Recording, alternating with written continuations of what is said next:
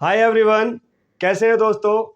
ऐसा मैं उम्मीद करता हूं आप सभी अच्छे और स्वस्थ होंगे और आपकी पढ़ाई अच्छी चल रही होगी।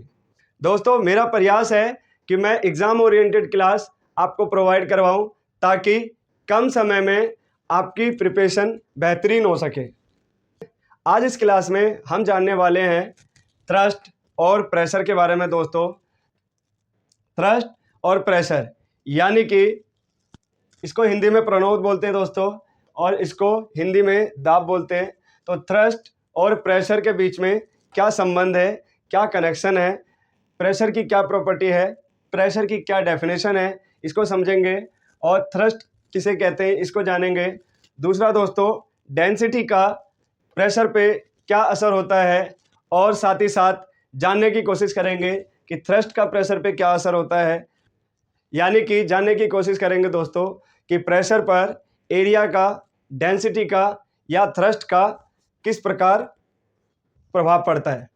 मैं आपको थ्रस्ट और प्रेशर इतनी आसान भाषा में, इतनी सिंपल लैंग्वेज में समझा दूंगा कि आप यकीन मानिए, जब आप एग्ज़ाम में जाएंगे और इससे रिलेटेड सवाल आपको देखने को मिलते हैं, प्रश्न आपको देखने को मिलते हैं, तो आप तुरंत आंसर क्लिक करके आएंगे। तो चलिए तैयार हो जाइए आप सभी। क्लास स्टार्ट करने से पहले दोस्तों, जो हमारे न्यू व्यूवर्स हैं और जो न्यू स्टूडेंट्स हैं, वो इस वीडियो को जल्दी से लाइक और शेयर कर दीजिए। साथ ही साथ चैनल को सब्सक्राइब कर लीजिए और बेल आइकन प्रेस कर दीजिए ताकि अगली आने वाली वीडियो आप तक पहुंच सके। तो चलिए स्टार्ट करते हैं। दोस्तों, पहले हम बात कर लेते हैं थ्रस्ट और प्रेशर की एक्चुअल में डेफिनेशन के बारे में। दोस्तों, प्रेशर का जो फार्मूला है आप सभी को मालूम होगा कि एक्चुअली थ्रस्ट अपॉन एरिया। तो प्रेशर का जो फार्मूला है दोस्तों, थ्रस्ट अपॉन एरिया, इसको जो है इस तरीके से भी लिखा जा सकता है, फोर्स अपॉन एरिया। ये जो फोर्स होता है दोस्तों, ये लंबवत होता है, इसको ध्यान रखना है। यानी कि ये जो फोर्स होता है 90 डिग्री का होता है, इसको ध्यान रखना है। आपको जो है डेफिनेशन जो है कंप्लीट हो जाएगी। दोस्तों, मान लीजिए ये कोई प्रोडक्ट है,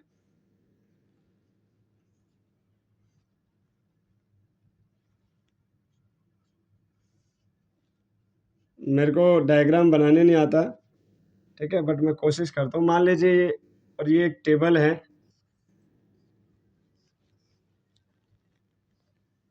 ठीक है। मान लीजिए टेबल है, इसके ऊपर कोई प्रोडक्ट रखा हुआ है। तो दोस्तों आप नोट करेंगे तो ये मान लीजिए पृथ्वी है। तो ये जो प्रोडक्ट रखा हुआ है दोस्तों, यानी कि ये जो ऑब्जेक्ट है, आप अभी ये कनेक्शन आपको समझ में आ जाएगा। इसको समझो पहले। ये पृथ्वी है दोस्तों, ठीक है, ये टेबल है, इसके ऊपर एक ऑब्जेक्ट रखा हुआ है। तो आप देख पा रहे होंगे कि पृथ्वी जो है अपनी ओर खींचती है, ग्रेविटेशन फोर्स लगता है, आपको मालूम है। तो पृथ्वी जो है इसको अपनी तरफ खींच रही है, ठीक है। जैसा कि आपको मालूम है कि G = 9.8 मीटर पर सेकेंड स्क्वायर ये होता है। तो ग्रेविटेशन फोर्स इसको खींच रही है दोस्तों नीचे की ओर। और हमने क्या पढ़ा था, फोर्स की जो डेफिनेशन पढ़ी थी कि किसी को धक्का मारना, यानी कि किसी को पुल करना, किसी को पुश करना या किसी को खींचना, ठीक है, इसी को जो है फोर्स कहते हैं। तो दोस्तों, पृथ्वी जो इसको खींच रही है, तो इसका मतलब इसके ऊपर जो है एक फोर्स लग रहा है, ठीक है। और एक चीज़ का ध्यान रखो कि यहाँ पे जो फोर्स लग रहा है दोस्तों, ठीक है, एक लंबवत लग रहा है, ठीक है। आपने तो नोट किया लंबवत लग रहा है। तो जब यहाँ देखोगे, नोट कर ध्यान दोगे, तो ये 90 डिग्री हो गया दोस्तों, ठीक है। तो मैं ये बोल सकता हूँ कि प्रेशर जो है लंबवत लगने वाला बल बटे में एरिया, यानी कि प्रेशर जो है एरिया के सापेक्ष में जो लंबवत बल लगता है उसे प्रेशर कहते हैं। ये बात क्लियर हो गई।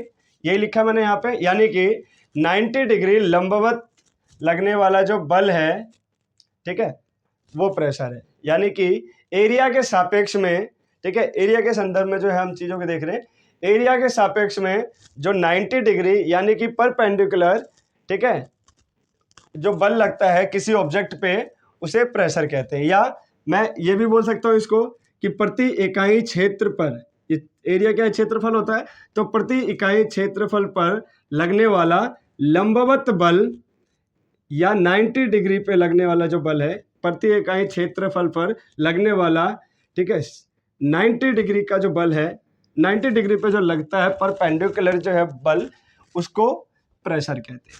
ठीक है, अच्छा, तो आप बोलेंगे कि सर जी थ्रस्ट क्या होता है फिर।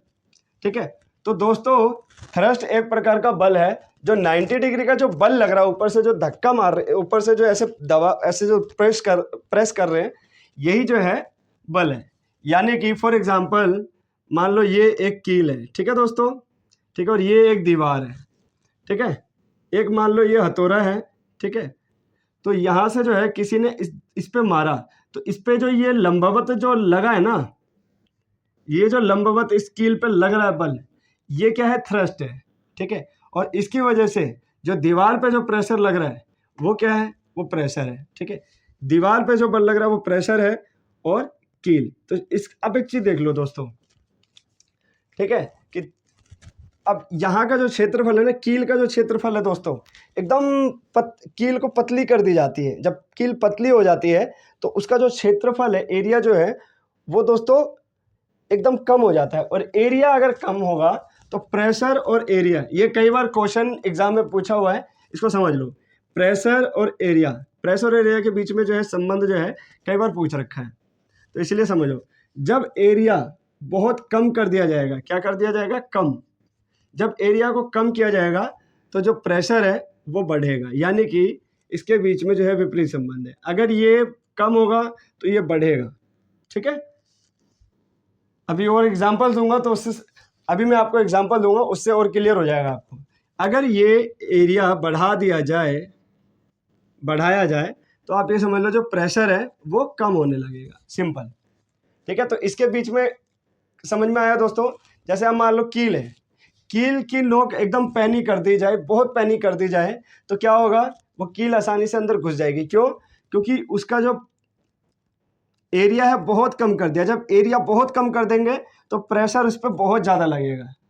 ठीक है, सेम चीज़ है दोस्तों, आप किसी भी चीज़ का एग्जांपल ले लो। मान लो मेरे पास बैग है, ये मान लो बैग है, ठीक है, अगर मैं इसका क्षेत्र बढ़ा दूं, इसका एरिया बढ़ा दूं, क्षेत्रफल बढ़ा दूं इसका, तो होगा क्या कि मेरे ऊपर प्रेशर इस पर कम लगेगा। लेकिन यही जो है एकदम छोटी सी रस्सी टाइप की बना दूं अगर मैं, अगर ये रस्सी टाइप की हो तो, अगर रस्सी टाइप की होगा तो यानी कि एरिया अगर मैं इसका कम कर दूं, इस पट्टे का एरिया कम कर दूं, तो होगा क्या कि जो प्रेशर है मेरे कंधे पे, दबाव जो है वो ज़्यादा लगेगा दोस्तों।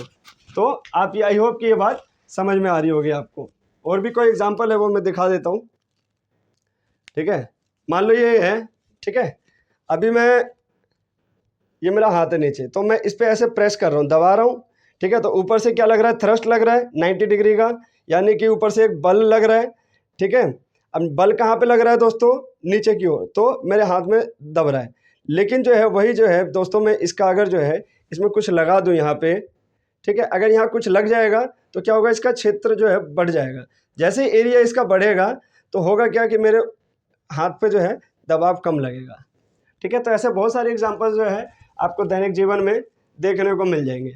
मान लीजिए कोई भी एग्जांपल है, मान लो दोस्तों आपने चाकू तो देखा ही है ना, मान लीजिए ये चाकू है, ठीक है, इस तरीके से चाकू है, चाकू से जो है आलू को काटना है। तो आलू क्यों कट जाता है, तो चाकू में एकदम पैनी धार होती है। और पैनी धार क्यों होती है, क्योंकि उसका एरिया बहुत कम कर दिया जाता है, इतना कम कर दिया जाता है दोस्तों कि वो जो है आलू आराम से कट जाए। ठीक है, क्यों, क्योंकि उस पर प्रेशर इतना ज़्यादा लग जाता है कि वो तुरंत कट जाता है। तो ये जो है ठोस जो है होता है, और इसका जो फार्मूला बनता है दोस्तों वो थ्रस्ट अपॉन एरिया। इसको जो आप ऐसे भी बोल सकते हैं कि जो फोर्स होता है, ठीक है, कौन सा, लंबवत यानी समकोण, यानी कि परपेंडिकुलर। ठीक है, लंबवत जो फोर्स होता है उसके सापेक्ष में जो एरिया के सापेक्ष में जो ये होता है, यानी कि फोर्स अपॉन एरिया, आप इसको भी बोल सकते हैं। तो ये जो है प्रेशर, थ्रस्ट, एरिया आपको आई होप समझ में आ गया होगा। दूसरा दोस्तों ध्यान रखना, जब थ्रस्ट बढ़ाया जाता है, इसको सेम रखो, मान लो ये एक सेम है, इसमें कोई चेंजेस नहीं हो रहा, और इसको बढ़ा दिया जाए तो प्रेशर भी बढ़ेगा, इसको घटा दिया जाए तो प्रेशर भी घट जाएगा। ठीक है, आप इसको कैलकुलेशन के माध्यम से हम करके देखते हैं। चलो इसको कैलकुलेशन के माध्यम से, इसको दोस्तों कैलकुलेशन के माध्यम से एक बार समझने की हम कोशिश करते हैं। दोस्तों ध्यान रखना, मैं आपको जो भी पढ़ाऊंगा एग्जाम ओरिएंटेड पढ़ाऊंगा, ताकि जब आप एग्जाम में जाएं तो वहां पे आपके माइंड में तुरंत क्लिक हो कि ये तो मैंने पढ़ा हुआ है। ध्यान रखना दोस्तों। तो आप टेंशन बिल्कुल भी मत लेना। अभी कुछ समय पहले जो है कुछ स्टूडेंट्स ने मेरे को एक बात कही है कि सर आप जो है करंट अफेयर के भी क्लास लेके आइए, जैसे कि हमारे को एक ही प्लेटफॉर्म पे साइंस और करंट अफेयर के लिए जो है कहीं जाना ना पड़े, क्योंकि इसमें कन्फ्यूजन ज़्यादा होती है दोस्तों। करंट अफेयर में और साइंस में माइंड में हमेशा स्टूडेंट के एक सवाल रहता है कि प्रश्न कहाँ से बन जाएगा। तो अगर रिक्वायरमेंट हुई तो मैं कोशिश करूँगा कि जो है नेक्स्ट मंथ से जो है स्टार्ट करवा दूँ और पिछले 2-3 महीने का करंट अफेयर कंप्लीट करवा के फिर जो आगे दोबारा जो है उसको तैयार करूँ। तो दोस्तों आप पढ़ते रहिए। अगर आपकी रिक्वायरमेंट है तो आप मेरे को कमेंट सेक्शन में लिख के बता दीजिए कि सर मुझे करंट अफेयर की भी ज़रूरत है और मैं चाहता हूँ कि एक ही प्लेटफॉर्म पे मुझे साइंस और करंट अफेयर ये दोनों उपलब्ध हो जाए, जिससे कि आपको जो है कहीं इधर उधर ना जाना पड़े। मान लीजिए दोस्तों सिचुएशन लेते हैं हम, ठीक है। मान लीजिए जो बल है थ्रस्ट है हमारा, ठीक है। फॉर एग्जांपल मान लीजिए 100 ले लिया हमने, ठीक है। नीचे मान लीजिए एरिया हमने ले लिया 10, ठीक है। तो 1 से 1 काटेंगे तो कितना आया दोस्तों, ठीक है 10 आ गया। ये 10 क्या आया है, न्यूटन अपॉन मीटर स्क्वायर, ठीक है। न्यूटन पर मीटर स्क्वायर क्या होता है दोस्तों, प्रेशर का यूनिट है। ये क्या है, प्रेशर का यूनिट है, ठीक है। अब मैं क्या करता हूँ, ठीक है, ये पहली कंडीशन है। ये दूसरी कंडीशन लेता हूँ, एरिया को मैंने सेम रखा, ठीक है। थ्रस्ट को मैं क्या करता हूँ, बढ़ा देता हूँ, 200 कर दिया मैंने, ठीक है। 200 न्यूटन का जो है, ये न्यूटन है, 200 न्यूटन का बल ले लिया मैंने, ठीक है। तो थ्रस्ट देखो, थ्रस्ट बराबर फोर्स होता है, फर्क इतना है कि ये लंबवत होता है, ठीक है, परपेंडिकुलर होता है। ये चीज़ ध्यान रखना बस। थ्रस्ट, माइंड में थ्रस्ट शब्द आते ही आपको कुछ नहीं करना, बस परपेंडिकुलर जो है याद रखना, यानी 90 डिग्री का एंगल बनेगा, इसको ध्यान रखना है। थ्रस्ट आपका कंप्लीट। और ऊपर से जो बल लगता है उसको थ्रस्ट बोलते हैं, और जिस पे लगा जाता है उस पर दबाव पड़ता है, ठीक है, यानी कि उस पर जो है प्रेशर पड़ता है, ठीक है। तो एक प्रेशर जो है, मान लो कील का मैंने दिया था ना, तो कील पे जो है क्षेत्र, उसका एरिया कम कर दिया तो कील पे प्रेशर ज़्यादा पड़ गया, और दीवार के ऊपर लग रहा है उस पर भी प्रेशर ज़्यादा लग रहा है। क्यों, क्योंकि एरिया कम कर दिया कील का, ठीक है। तो चाहे कील हो, चाहे मैंने अभी बैग का एग्जांपल आपको दिया वो हो, ठीक है। तो आप इसको जो है 1 0 से 1 0 काटोगे तो 20 न्यूटन मीटर स्क्वायर। तो आप देख पा रहे होंगे एरिया सेम है, ठीक है। मैंने क्या करा, ठीक है, मैंने थ्रस्ट को यहाँ 100 लिया तो ये आ गया 100 न्यूटन लिया तो 10 न्यूटन मीटर पर सेकेंड आ गया, ठीक है। मैंने यहाँ पे 200 न्यूटन लिया तो 20 आ रहा है दोस्तों यहाँ पे। यानी कि आप देख पा रहे हो कि थ्रस्ट को जैसे मैंने बढ़ाया तो जो प्रेशर है ये भी बढ़ रहा है, ठीक है। अब जो है एरिया को ले लेते हैं हम दोस्तों, थ्रस्ट को सेम रखते हैं, फिर देखते हैं क्या होते हैं। मान लो 100 न्यूटन ये है, ठीक है, अपोन में 10 है, ठीक है, 10 मीटर स्क्वायर है, ठीक है। तो क्या होगा, 1 0 से 1 0 कट गया, ये 10 आ गया। अब मैं क्या करता हूँ दोस्तों कि थ्रस्ट को सेम रखता हूँ, ठीक है, और प्रेशर इसको देख लेता हूँ क्या होता है। 100 अपोन में इसको मैं 2 गुना बढ़ा देता हूँ, तो कितना आएगा, 2 पंचे 10। ये न्यूटन पर मीटर स्क्वायर है, ये भी न्यूटन पर मीटर स्क्वायर है, ठीक है। अब क्या आया दोस्तों देखो, ठीक है, इसका आंसर आया 5, इसका आंसर आया। यानी कि मैंने क्या करा, एरिया को जैसे ही देखो, प्रेशर जो है कितना था 10, उसके बाद मैंने जैसे ही एरिया को बढ़ाया, 10 से मैंने एरिया को 20 करा, तो 20 करते ही दोस्तों ये कम हो गया, प्रेशर क्या हो गया, कम हो गया। यानी कि मैंने एरिया को, यहाँ देखो, यहाँ से मैंने एरिया को बढ़ाया तो प्रेशर जो है यहाँ देखो कम हो गया। यही बात मैंने कही है कि जैसे एरिया बढ़ाया जाएगा तो प्रेशर कम हो जाएगा, एरिया को कम किया जाएगा तो प्रेशर बढ़ जाएगा। तो ये बात जो है आपको कैलकुलेशन से स्पष्ट हो गई होगी। आई होप कि दोस्तों ये आपको कैलकुलेशन से प्रेशर और एरिया का जो संबंध है और प्रेशर और थ्रस्ट का जो कॉन्टैक्ट है, कनेक्शन है, ये आपको कंप्लीट हो गया है, कंफर्म हो गया है कि इस क्या किया जाता है। इसके डेफिनेशन भी आपको समझ में आ गई। मैं रिपीट कर देता हूँ, प्रति इकाई क्षेत्रफल पर लगने वाला जो बल है उसको प्रेशर बोलते हैं, ठीक है। और प्रेशर क्या है, 90 डिग्री पे जो बल लगता है ऊपर से, ठीक है, या नीचे से खींचा जाता है, ठीक है, तो इसको क्या बोलते हैं, फोर्स बोलते हैं, यानी थ्रस्ट बोलते हैं। तो इसमें आई होप कि कोई कंफ्यूजन नहीं, ठीक है। एक चीज़ और देख लो दोस्तों, इसका जो ऐसा यूनिट होता है वो न्यूटन पर मीटर स्क्वायर होता है, ठीक है। और इसी न्यूटन पर मीटर स्क्वायर को दोस्तों, ठीक है, पास्कल बोला जाता है, ठीक है। पास्कल एक वैज्ञानिक थे जिन्होंने जो है अपनी प्रेशर पे अपनी थ्योरी दी थी, जिसके नाम पर जो है ये न्यूटन पर मीटर स्क्वायर को ये बोला जाता है। तो आई होप कि ये कॉन्सेप्ट आपका प्रेशर का जो है ठोस पे कैसे लगता है ये आपको समझ में आ गया होगा। इसका स्क्रीनशॉट ले लीजिए।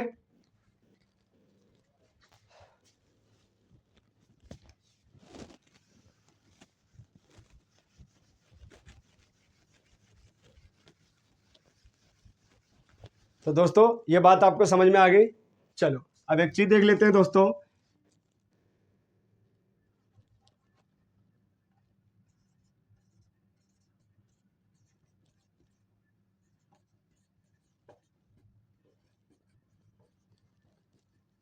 ठीक है, द्रव और गैस।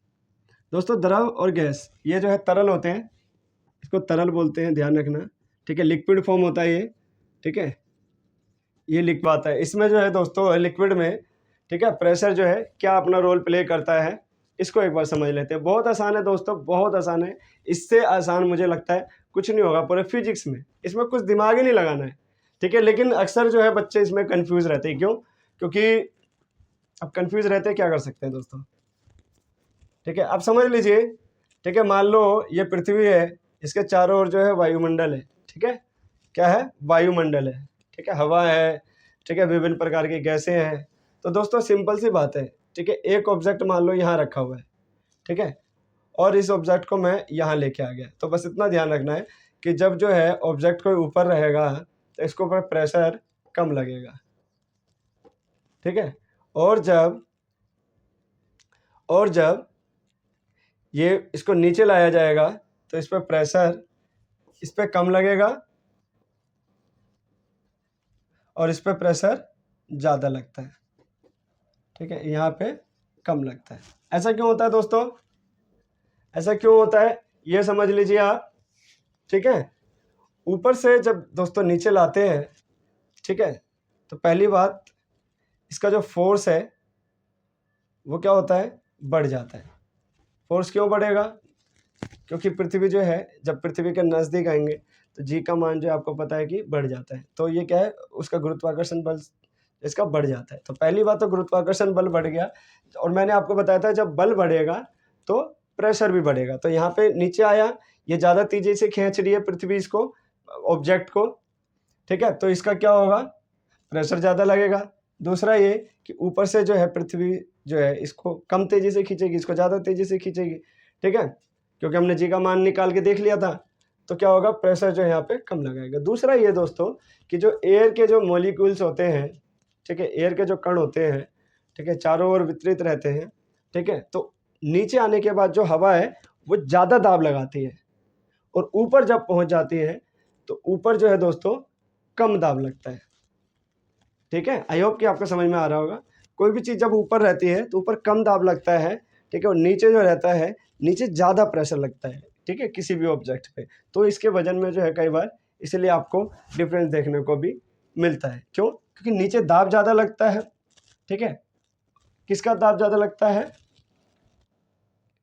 ठीक है, एयर जो है उस पर एयर का बल ज़्यादा लगता है। ठीक है, नीचे जो है एयर जो है ज़्यादा बल लगाते हैं, और ऊपर जो है एयर जो है कम बल लगाती है, जिसकी वजह से नीचे जो है प्रेशर जो है बढ़ जाता है ऑब्जेक्ट का, और ऊपर जो है हवा में ऑब्जेक्ट का जो प्रेशर है वो कम हो जाता है। यही कारण है दोस्तों कि जब पहाड़ों पे कोई जाता है, यात्री वगैरह जाते हैं, तो वहाँ पे खाना बनाने में कठिनाई आती है। या आपने देखा होगा जब एरोप्लेन से ऊपर जाते हैं तो दोस्तों जो फाउंटेन पेन होता है, उसकी जो सियाही होती है ना दोस्तों, वो रिस जाती है। ठीक है, तो ये क्वेश्चन जो है एग्जाम्पल्स जो आपसे पूछ सकता है यहाँ पे। ठीक है, किसी भी प्रकार का एग्जाम्पल पूछ ले तो माइंड में एक ही चीज़ रखना है कि ऊपर जब जाएंगे, पृथ्वी से ऊपर होंगे, तो क्या होगा? प्रेशर कम लगेगा, और पृथ्वी के नीचे प्रेशर ज़्यादा लगेगा। कारण क्या है? ऊपर जो है हवा कम बल लगाती है, नीचे हवा ज़्यादा बल लगाती है। बस इतना आपको याद रखना है। इतना अगर आप याद रखेंगे तो आप ये मान के चले कि प्रेशर से रिलेटेड जो है अगर कोई क्वेश्चन बनता है तो वो आसानी से कर देंगे। एक चीज़ और दोस्तों, इसका जो है वायुमंडल में जो है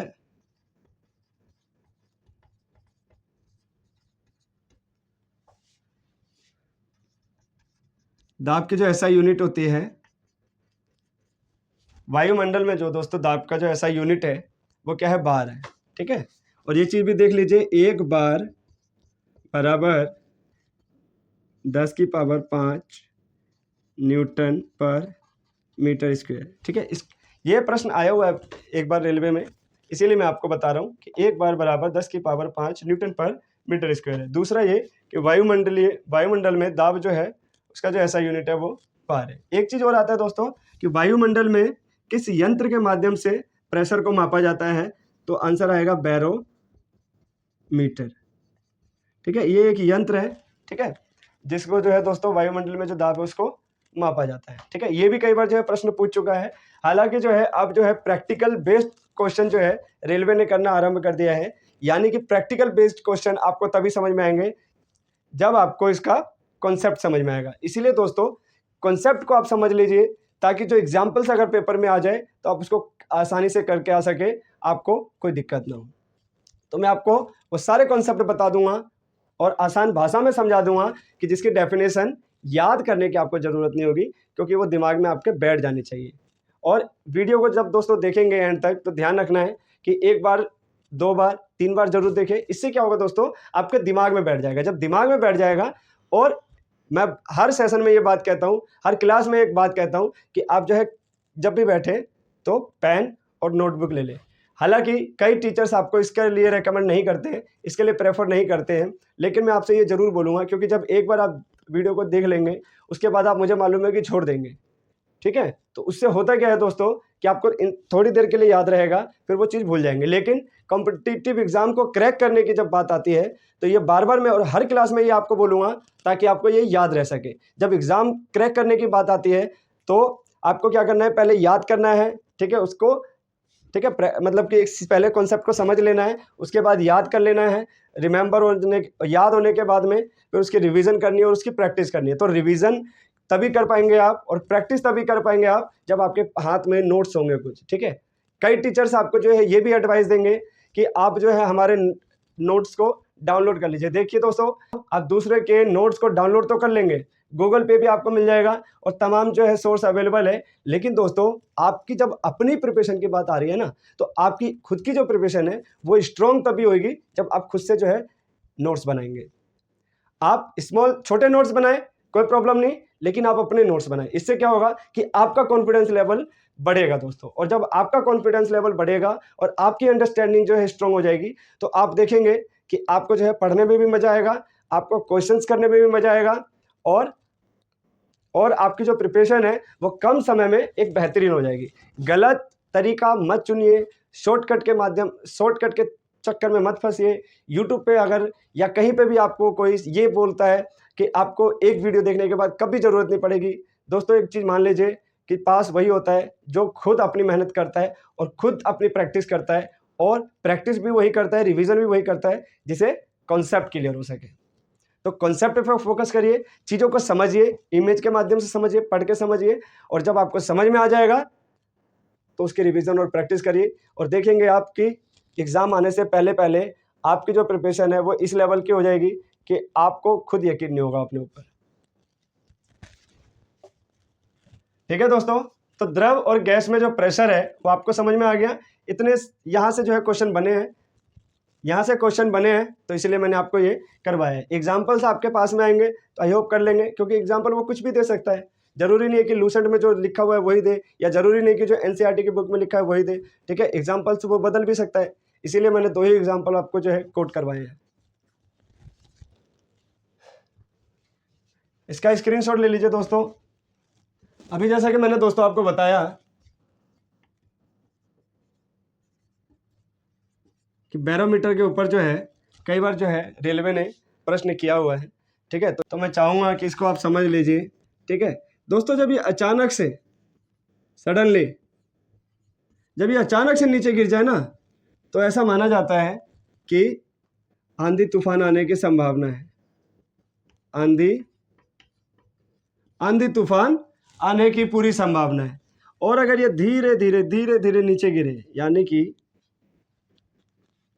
दोस्तों ये अगर धीरे धीरे नीचे आए, बैरोमीटर का जो पाठ्यांक है वो धीरे धीरे नीचे आए, तो आप ये अनुमान लगाया जाता है कि वर्षा होने वाली है। बारिश होने वाली है। और ये धीरे धीरे धीरे धीरे जब ऊपर आए, ठीक है दोस्तों, ध्यान रखना, धीरे धीरे धीरे धीरे जब ऊपर चढ़ता है तो ऐसा माना जाता है कि मौसम पूरे तरीके से साफ रहने की संभावना है। तो बैरोमीटर का जो है ये कॉन्सेप्ट ध्यान रखना, अचानक से नीचे आए तो आंधी तूफान आने के चांसेस है, धीरे धीरे नीचे आए तो बारिश होने की संभावना है, धीरे धीरे अगर ऊपर चढ़ जाए तो मौसम साफ रहने की पॉसिबिलिटी है। तो यहाँ से प्रश्न किया हुआ है रेलवे ने। दोस्तों जहाँ जहाँ से प्रश्न किया हुआ है, मेरी कोशिश है कि आपको वही चीज़ बताया जाए, फालतू की चीज़ें बताने के कोई फ़ायदा नहीं। जहाँ से कॉन्सेप्ट, जहाँ से पेपर बनता है, ठीक है, वो सारी चीज़ें आपको बताऊँगा मैं, ठीक है। और वीडियो को एंड तक देखें ताकि आपको प्रेशर का पूरा कॉन्सेप्ट क्लियर हो जाए। दोस्तों द्रव में जो है प्रेशर को एक बार देख लेते हैं हम।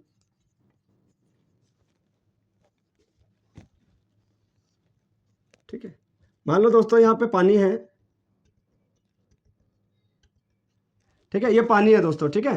तो आप देख रहे होंगे जब टब में जो है पानी भरा होता है ना दोस्तों, तो वो क्या करता है कि पानी में अपना क्या होता है कि उसके पास में अपना एक द्रव्यमान होता है, उसका एक अपना मास होता है। तो जब वो जाता है टब में, तो अब टब के जो चारों ओर ये जो दीवार है ना, इधर से ये इधर की साइड हो या इधर की साइड हो, चारों तरफ जो है लिक्विड जो है क्या करती है, बल लगाती है, मतलब थ्रस्ट जो है पैदा करती है, थ्रस्ट को उत्पन्न करता है चारों तरफ। इधर से भी बल लग रहा होता है, इधर से भी बल लग रहा होता है और इधर से भी बल लग रहा होता है, ठीक है। तो ये आपने देखा होगा दोस्तों। क्यों लगता है ऐसा? क्योंकि आपने देखा होगा जो जल है दोस्तों, मान लो जल है, पानी है मान लो, तो पानी का जो है अपना क्या है, अपना एक मास है। और जो है दोस्तों इसके जो मॉलिक्यूल्स होते हैं, यानी इसके जो कण होते हैं, यानी पानी यानी जल यानी लिक्विड के जो मॉलिक्यूल्स होते हैं दोस्तों, यानी लिक्विड के जो अणु होते हैं या कण होते हैं, वो क्या करते हैं दोस्तों, मूवमेंट करते हैं, ठीक है, मूवमेंट करते रहते हैं, ठीक है। तो मूवमेंट करने की वजह से क्या होता है, इसमें मोशन होता है दोस्तों। तो आप देखते हो ना पानी ऐसे लहराता है, तो इसकी वजह से, मूवमेंट की वजह से पानी जब नीचे जाता है तो इधर भी प्रेशर लगाता है और इधर भी प्रेशर लगाता है। ठोस के साथ नहीं है दोस्तों, ध्यान रखना। ठोस ऐसे जिस वस्तु पर रहेगा उस क्योंकि इसका आकार निश्चित है, इसका आकार निश्चित नहीं है, ठीक है। आकार निश्चित क्यों नहीं है? क्योंकि इसके जो मॉलिक्यूल्स हैं वो ज़्यादा मूवमेंट करते हैं। ये जो है ठोस है तो इसके जो मॉलिक्यूल्स है वो मूवमेंट नहीं करते, वो फिक्स रहते हैं। मूवमेंट करेगा तो वो भी फैल जाएगा ऐसे। इसको जो है पानी को अगर बाहर निकाल दूं मैं, यानी लिक्विड को बाहर निकाल दूं मैं, तो वो इस तरीके से फैल जाएगा। क्यों? क्योंकि ये मूवमेंट ज़्यादा करते हैं, इसके जो मॉलिक्यूल्स है वो मूवमेंट ज़्यादा करते हैं, ठीक है, इस वजह से। तो इसलिए जो है जहाँ चारों तरफ से जब गिरा रहता है ये, तो इधर जो है जहाँ जहाँ से जो इसको सपोर्ट मिला हुआ है उस जगह पे ये जो है प्रेशर लगाता है, ठीक है। तो आई होप कि ये बात आपको समझ में आई हो। तो अगर यहाँ से रिलेटेड क्वेश्चन आए तो आई होप कि आप करके आओगे दोस्तों, ठीक है। एक चीज़ और देखो दोस्तों, मान लो ये है, ठीक है, ये मान लो जल है, ठीक है, ठीक है, एक में मान लो पारा है। तो दोस्तों ध्यान रखना, जिस लिक्विड की डेंसिटी ज़्यादा होगी, इधर मान लो प्रेशर है, इधर मैं डेंसिटी लिख देता हूँ, ठीक है, जिसकी डेंसिटी ज़्यादा होगी जिसकी डेंसिटी ज़्यादा होगी उसका प्रेशर भी ज़्यादा होगा। ये ध्यान रखना है। एरिया का मैंने बता दिया है आपको कि जिसका एरिया ज़्यादा होगा उसका प्रेशर कम होगा। मैं रिपीट कर देता हूँ, अगर एरिया ज़्यादा होगा तो प्रेशर कम होगा, एरिया अगर कम है तो प्रेशर ज़्यादा होगा, सिंपल, ठीक है। डेंसिटी और प्रेशर के बीच में जो कनेक्शन है वो समझ लो दोस्तों, कि अगर डेंसिटी ज़्यादा है, डेंसिटी ज़्यादा का मतलब क्या है कि जो लिक्विड है वो भारी है, उसमें भारीपन आ गया। डेंसिटी मतलब घनत्व जो है बढ़ गया उसका, ठीक है, घनत्व बढ़ गया मतलब आयतन कम हो गया उसका, ठीक है ना। क्यों? क्योंकि आपको मालूम है डेंसिटी का फार्मूला क्या है, द्रव्यमान अपॉन में आयतन। तो दोस्तों डेंसिटी ज़्यादा बढ़ने का मतलब है फोर्स ज़्यादा बढ़ गया है, ठीक है, मास ज़्यादा बढ़ गया है, और जब मास ज़्यादा बढ़ गया है, फोर्स ज़्यादा बढ़ गया, हैवी हो गया है, तो क्या होगा कि प्रेशर जो है वो भी ज़्यादा बढ़ जाएगा। क्योंकि आपको मालूम है दोस्तों थ्रस्ट बढ़ता है तो प्रेशर भी बढ़ता है। सेम है, जब डेंसिटी बढ़ेगा तो प्रेशर भी बढ़ेगा। तो ये आपको ध्यान रखना है दोस्तों, ठीक है। दोस्तों यहाँ पे अपनी क्लास को विराम देता हूँ मैं, और अगली क्लास में जो है इससे रिलेटेड जो है कुछ चीज़ें और हैं उसको मैं करवा दूँगा आपको, ठीक है, क्लास क्योंकि थोड़ी बड़ी हो रही थी। तो ध्यान रखिएगा, इसमें अगर इस क्लास में अगर आपको कोई चीज़ समझ में नहीं आई है तो प्लीज़ आप जो है कमेंट कर दीजिए, ठीक है। कि मेरा पढ़ाने का जो मकसद है वो यही है कि आप जो है सिलेक्शन तक पहुंच सके, और इसके लिए जो भी प्रयास मुझे करना पड़ेगा मैं अपनी तरफ से आपको पूरा सपोर्ट करूंगा, ठीक है। लेकिन आप अपनी जिम्मेदारी को समझें, आप अपनी रिस्पॉन्सिबिलिटी को निभाएं, ठीक है। जो आपका सिलेबस है वो आप अपने दिमाग में छाप लीजिए, चाहे वो साइंस का हो, चाहे वो करंट अफेयर का हो, चाहे वो मैथमेटिक्स का हो, चाहे वो रीजनिंग का हो। और मैं आपको जो है हर क्लास में एक बात रिपीट करता हूँ कि आप मैथ और रीजनिंग, अगर आपके पास टाइम नहीं है दोस्तों तो आप बेशक 1-1 घंटा प्रैक्टिस करिए, दोनों को 1-1 घंटा दीजिए, और करंट अफेयर को एटलीस्ट 1 घंटा दीजिए, जिससे कि ये साथ ही साथ जो है आपकी प्रिपरेशन होती चली जाए। यही जो है क्लास को जो है मैं दोस्तों आज समाप्त करता हूँ, और मिलते हैं अगले क्लास में। ये हमारा पार्ट 1 है, अगले पार्ट 2 में जो है मैं इसका कंसेप्ट आपको अच्छे से और समझा दूंगा। तब तक के लिए पढ़ते रहिए, खुश रहिए। जय हिंद, जय भारत दोस्तों।